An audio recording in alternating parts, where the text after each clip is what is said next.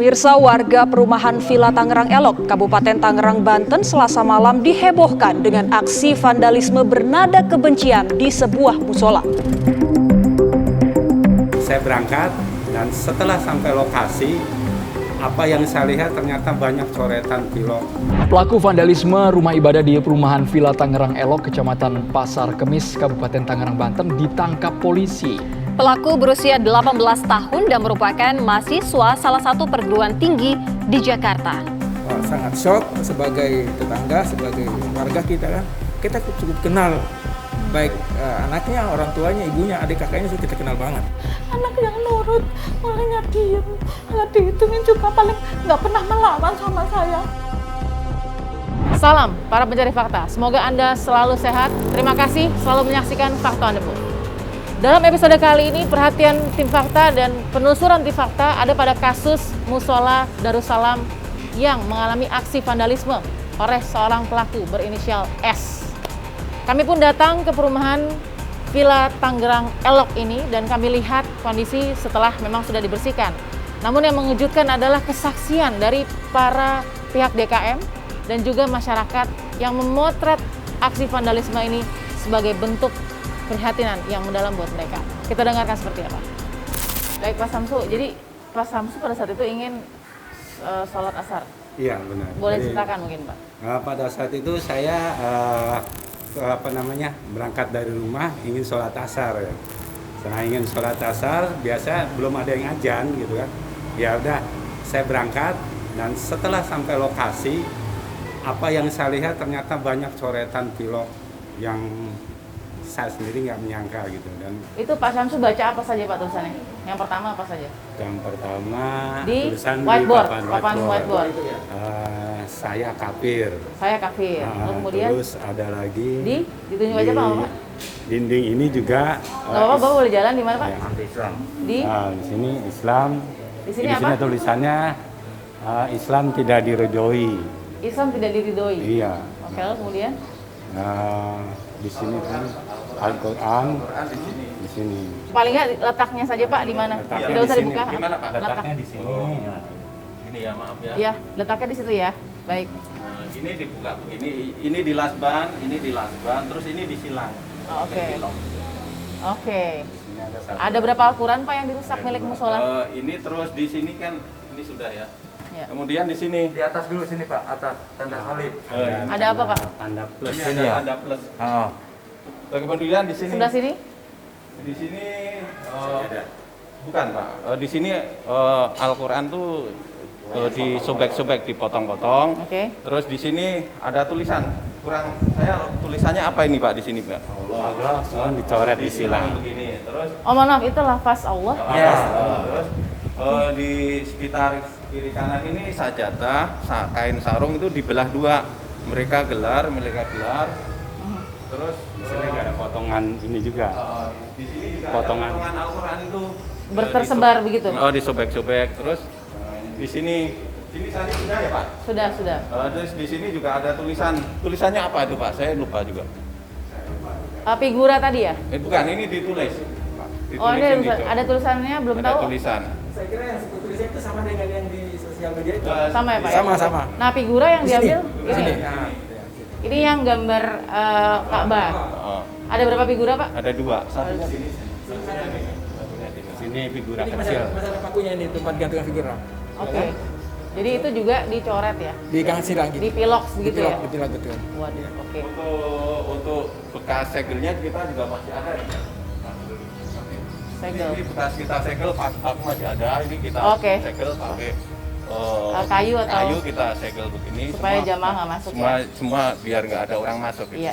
Iya. Terus di sini kita tulisin dilarang masuk. Kebetulan tulisannya sudah kita ambil. Oke, justru dengan pada saat itu dikatakan dilarang masuk, ramai justru jamaah atau masyarakat malah bertanya. Karena Gitu. waktu asar kan jamaah Iya. pada datang. Iya, Pak. Ya kan?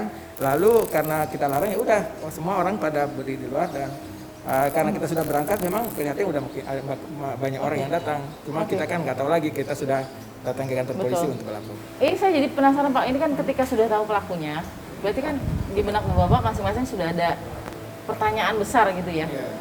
Memang tidak mau menyimpulkan tadi Pak Togiman bilang, tapi perasaan tidak menyangka itu gimana sih Pak di prosesnya oleh bapak-bapak gitu? Ya saya terus yang aja, kita kan lanjutin tadi ya, kita lapor itu, Pak Kapolsek bilang, Pak Anggo dan tim, kita minta datang ke kantor untuk kita BAP setelah sholat Isya hari itu juga. Jadi setelah kita sholat Isya, kita berangkat bertiga lagi, saya, Pak Samsu dan Pak Hadi.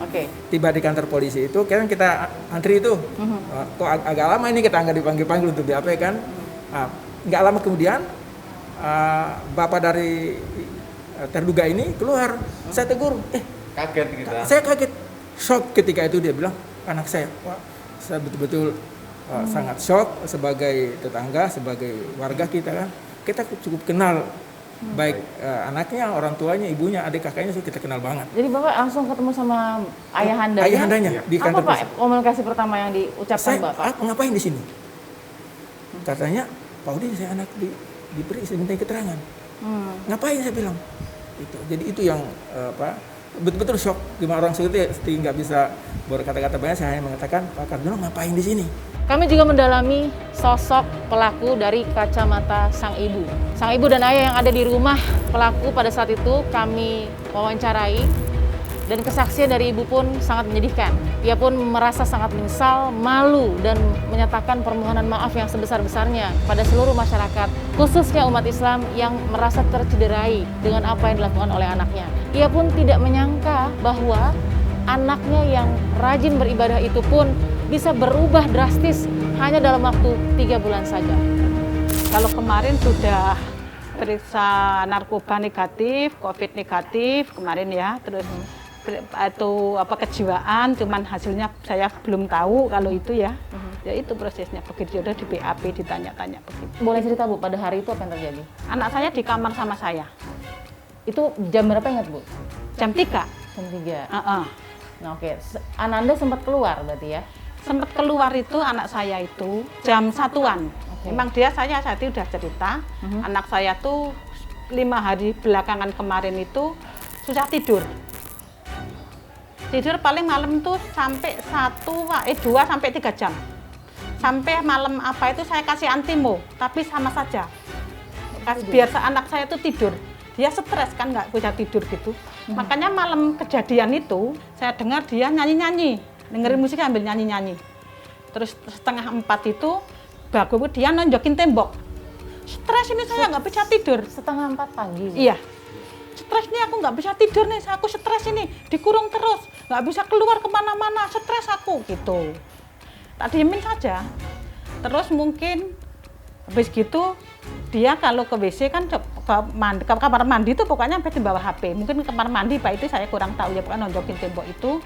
Terus sekitar jam 6:30 dia kayaknya mulai tidur.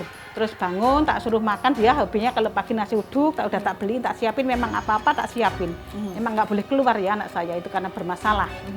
Selesai saya sholat, warga sini, anak saya keluar, warga sini pada teriak-teriak.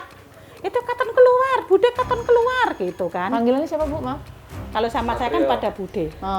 Kalau itu panggilannya Katon. Katon keluar, Katon keluar. Itu kata siapa Bu? Kata tetangga pada teriak-teriak, Katon keluar, memang anak saya tak kurung kan. Iya, terus kemudian? Terus setelah itu bapaknya pulang, Ibu, itu kok rame-rame, itu di musola ini, jangan-jangan ntar Katon tadi keluar gini-gini. Enggak, saya gitu, enggak, Katon di ini, tak bela anak saya nggak tahu masalahnya ya Mbak. Terus ini. Emang tadi kamu ke musola enggak? Enggak, dari bapaknya enggak. Pokoknya enggak, aku dari bapaknya. Terus kemudian? Terus saya saat maghrib bapaknya, terus polisi datang. Ya itu menanyakan ini, gini, ya pelan duduk dulu. Anak saya duduk di sini. Kayaknya kayak gitu yang saya di kamar, ya saya keluarkan terus ini.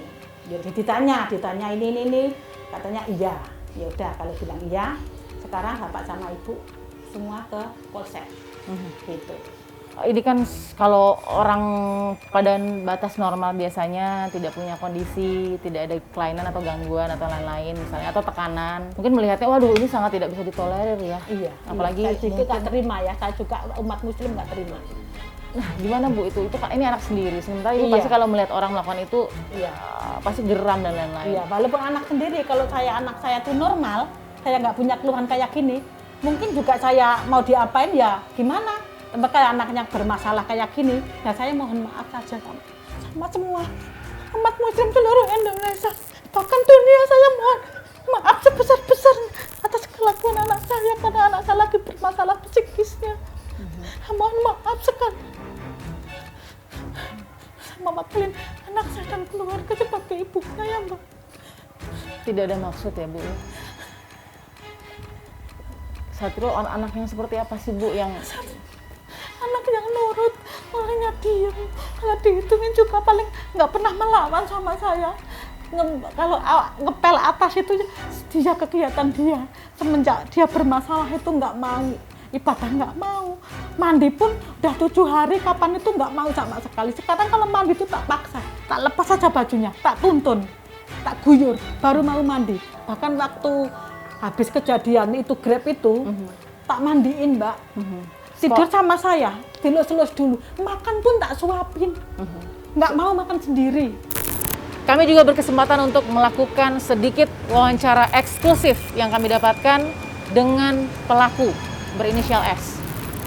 Yang kami tangkap dari sosok pelaku S, memang dengan pernyataan polisi bahwa ia mengalami depresi. Saya bertanya beberapa kali tentang sebuah hal begitu. Ada hal-hal yang tidak normal dijawab dan terlihat bagaimana perbedaan karakter dan lompatan emosi setiap pertanyaan demi pertanyaan saya lontarkan. Seperti apa sosok S? Pak, izin ya Pak. Satrio apa kabar? Sehat? Hah? Udah makan belum? Hah? Ini teman-teman aku, udah makan Satrio? Udah makan. Tadi makan apa? Hah? Makan apa tadi siang? Makan apa? Sempat makan apa tadi siang? Ini nasi. Nasi sama? Iya, Nasi sama? kecil. Oh, udah. Tapi sehat nggak? Badannya enak nggak? Kok situ kok kayak berkaca-kaca sih? Kenapa? Situ kok kayak berkaca-kaca. Iya, tadi kena matahari soalnya, jadi berkaca-kaca Satrio. Kemarin dari Jakarta ya? Iya. Sempat ke Jakarta terus ke sini lagi? Enggak, ke RSUD. Oh, ke RSUD. Sehat tapi kamunya? Sehat. Alhamdulillah sehat ya? Sehat. Mama Papa udah datang? Udah. Udah, hari apa? Hah? Mama Papa udah datang? Enggak, nelpon. Oh, nelpon? Iya. Oh, Satrio pegang handphone? Hmm? Nelpon aja, Iya. dikasih izin ya sama Bapak ya untuk telepon paling nggak. Gimana kabarnya Mama Papa? Pas nelpon Satrio? Sehat. Cita-citanya jadi apa sih Satrio kalau boleh tahu aku? TNI. Mau jadi TNI? Waduh, hebat ceritanya. Betul. Kenapa jadi tentara? Hah? Saya ingin membuat keadilan di muka bumi. Sempat daftar? Hah? Sempat daftar nggak jadi TNI? Sempet. Kapan tuh? Ingat nggak? Nanti saya telepon komandan panglimanya, Tasjo Komolo. Siapa? Tasjo Komolo. Siapa itu Satrio? Iya, komandannya. Oh gitu. Nanti saya masuk gratis kok. Oh emang tentara kan masuk gratis, mau Iya, bayar? betul. Gratis saya. Oke, Masuk tentara, polisi gratis. oke. Nah saya mau tanya balik nih. Allah kok yang bisa memasukkan saya jalurnya. Saya cuma manusia biasa, bukan manusia pilihan Allah. Demi Allah. Emang situ tahu saya manusia pilihan Allah? Enggak semua kan diberikan Situ mau mati syahid atau mau gimana? mati dalam keadaan husnul khotimah insya Allah. Enggak kayak enggak husnul khotimah. Situ saya apa bisa saya situ melawan manusia pilihan Allah. Bukan sebaliknya. Satrio Piningit yang aslinya emang itu manusia pilihan Allah, bukan. Itu masalah, lawannya manusia pilihan Allah. Oke. Orang Islam juga siap karena dia mati juga karena mati syahid masuk surga. Iya. Nah situ kalau misalnya menang mati syahid bukan neraka jalurnya. Tinggal pilih. Oke. Siap saya, bisa saya atas izin Allah, atas kehendak Allah saya bisa Jadi menegakkan ada- keadilan di muka bumi. Jadi ada Situ mau apa sekarang? ada doa mulia. Enggak, situ mau apa? Enggak ada mau apa-apa. Saya siap, bisa saya insya Allah. Ada. Demi Allah, saksi, komandan. Saksi ya. Saksinya ada komandan. Berarti Satrio punya keinginan yang mulia. Ini saksi komandannya. Kalau misalnya saya nggak bisa menegakkan keadilan di muka bumi, silakan apain saya. Saya siap, silakan apain saya aja. Baik. Kalau misalnya saya nih gagal nih untuk menegakkan keadilan di muka bumi, Baik. nggak kalau misalnya situ nih, itu ikut tawuran, itu ada manfaatnya nggak? Enggak ada. Ada nggak? Enggak ada tentu. Manfaatnya apa? Nggak situ membela siapa? Membela manusia pilihan Allah atau membela siapa? Atau membela iblis? Apa membela iblis? Itu membela apa manusia pilihan Allah? Itu membela manusia iblis? Jadi kita Enggak, saya mau nanya dulu, saya jawab dong. nggak tahu jawabannya. Situ pilih mana? Situ mau pilih mati syahid, masuk surga langsung, atau mati dengan sia-sia, terus masuk neraka jahanam tempatnya. Terserah situ sama saja. Surat Al-Fil tau nggak artinya? Surat Al-Fil itu pasukan gajah nih, 1000 pasukan gajah berusaha menyerang suatu Ka'bah. Ka'bah itu apa? Tempat apa? Ibadah dong. tempat ibadah umat muslim seluruh dunia. Seribu pasukan gajah masuk berusaha untuk menyerang Ka'bah dengan atas izin Allah. Kalah terus aja. Ribu-ribu pasukan gajah. Burung ababil bantuan datang muncul. Bantuan. Betul. Kalah terus aja. Ribu-ribu pasukan gajah. Burung ababil bantuan datang muncul. Bantuan. Betul. Demikian penelusuran Fakta on the Move dalam episode kali ini. Terima kasih selalu menyaksikan penelusuran kami dalam Fakta on the Move. Jangan lupa subscribe ke channel kami dan juga nyalakan tombol notifikasinya agar Anda selalu mendapatkan perkembangan terbaru untuk episode berikutnya. Jaga selalu kesehatan. Salam para pencari fakta.